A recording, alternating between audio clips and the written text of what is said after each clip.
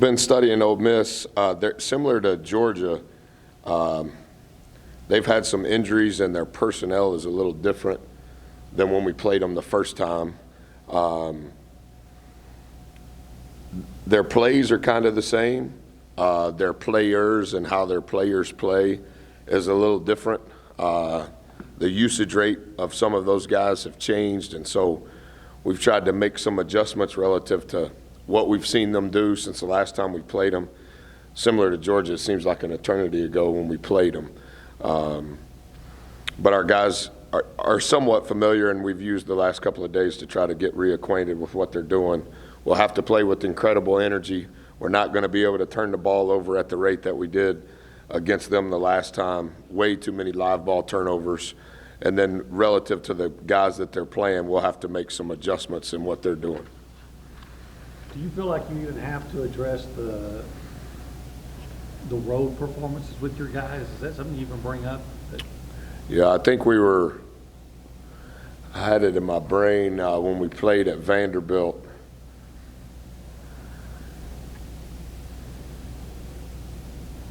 I think we were 3-4 on the road in SEC play when we played at Vanderbilt. Is that right?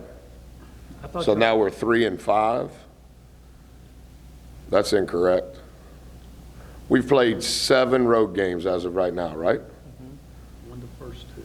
We won at Georgia, one at Mizzou.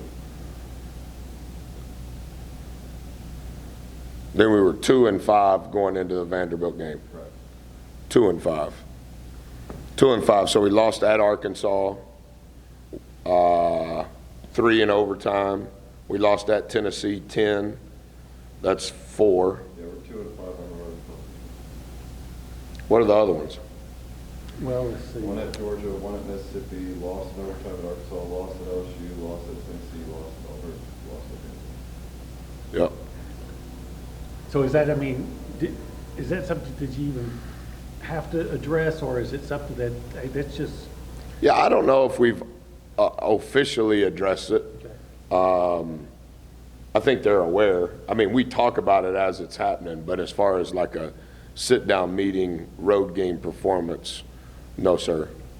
You feel like you're a good road team? I mean, there is the record says one thing, but you also had to really, overtime at We started bad at Missouri, didn't score the first 8:53, started bad 20-4 at Arkansas, lost by 3. Tennessee, it was an okay start, different starting lineup. I think I started Haas and Dre that game. We were down 3 with 7.5 minutes to play, lose by 10. At LSU, we lost by 6, I think. They played without number 2 and without their guard, Pinson. We were up 3 with 1 minute to go. Their ball side out of bounds. Vanderbilt up 4 with 6:43 to play, and then tie ball game with 2 minutes to play. Similar to how I would say our game against Georgia here. We need to play with a heightened level of energy from start to finish, regardless of position.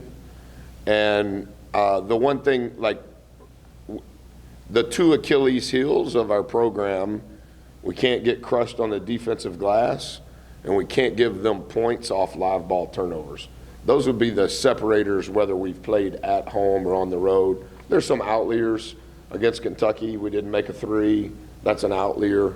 But those 2 things have been, regardless of locale, I think those have been the 2 things that we have to handle those 2 things in order to have a chance to win. 21 assists and 9 turnovers against Georgia, and we defensive rebounded 88% of the balls.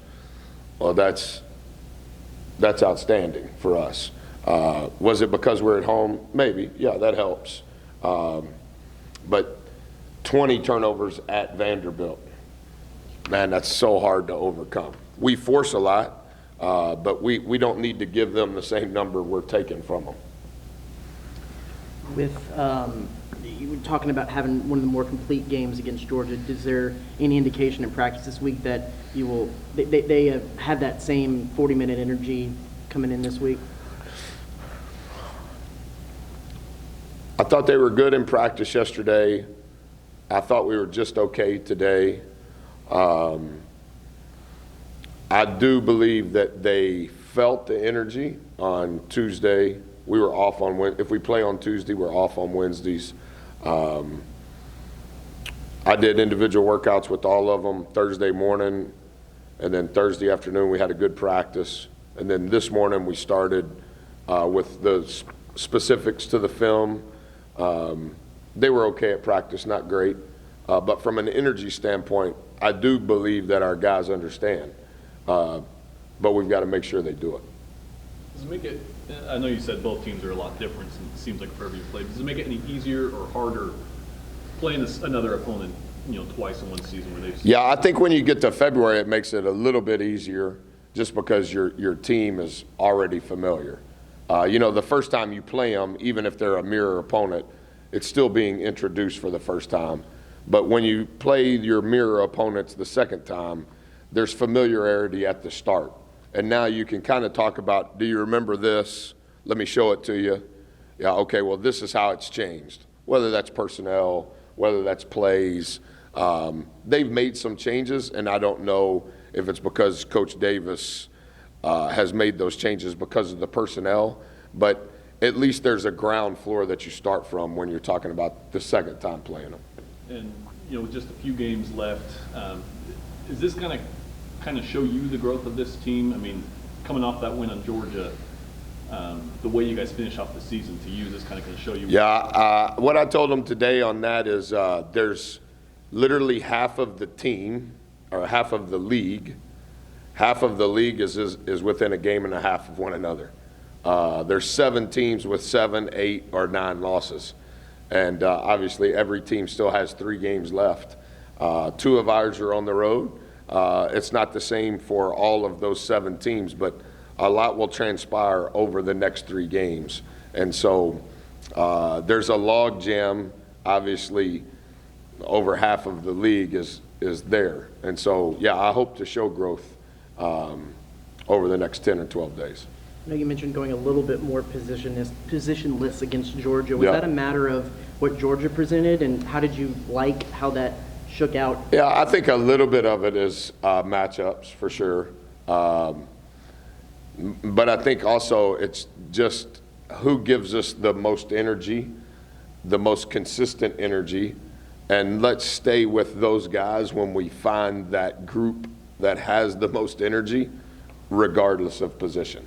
Instead of being beholden to, well, we need Travis on this play or we need Olin on this matchup, let's take that away in hopes that there's a little bit of liberation in now just play incredibly hard, play for one another, do everything you can to only give them one shot, and then we got to make sure we get a shot, which is basically the paradox of don't turn it over and don't let them get an offensive rebound.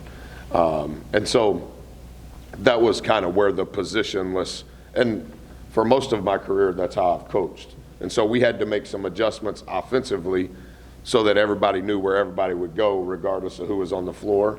And we gave time to that. And I think in some ways it probably helped us. That help on the defensive boards too with? I don't know. On paper, it doesn't seem like that it would. Yeah. On paper, it doesn't seem like it would help on the defensive glass. But like over the course of 15 conference games, when you look at who has been on the floor and we've had defensive rebounding problems versus who's been on the floor and we've been okay on the defensive glass, it's probably not what you would think. And so that was also a part of my decision, like, forget what the paper says as far as we think he's that. Let's go based on what's happening in reality. Is that, the way you have been using Quentin and? Well, we played Q, if you're talking about offensively, Q played the 1, the 2, the 3, and the 4 for us against Georgia. Now, not sticking up for him because I love him, he also played the 1, 2, 3, and 4 at Vanderbilt and had 7 turnovers.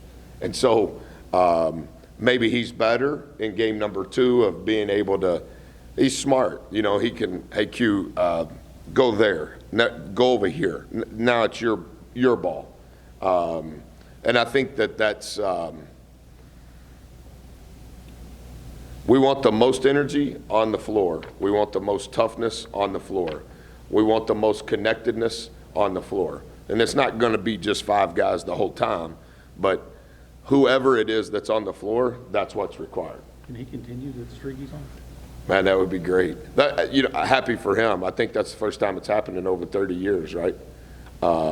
In SEC play, someone to attempt that many shots and shoot 100% from the field. He's our best free throw shooter. The only shot he missed was a free throw. But I knew he was playing well, and, you know, I look at the stats at each ATO, but I never addressed it during the game, you know, because that's kind of like bad karma in my opinion. But, man, he played well, played real well. From what you've seen in the games in practice, do you sense that the guys are maybe shooting the 3 a little bit more confidently? I know percentage wasn't necessarily great at Vanderbilt, but had a couple clutch shots. Yeah. Made 8. Yeah, we percentage-wise, we've been better from 3 and better from the free throw line and better at the rim. And relative to money ball, that's where you want to be better. We've been getting to the paint. We haven't always finished at the clip you need to when you get to the rim. Against Georgia, that was our best field goal percentage at the rim. Shooting it from 3 more confidently, getting to the free throw line at a pretty good rate, shooting a pretty good percentage. So, yeah, I think that's accurate. Anything else? Thanks, Coach. Thank you, guys.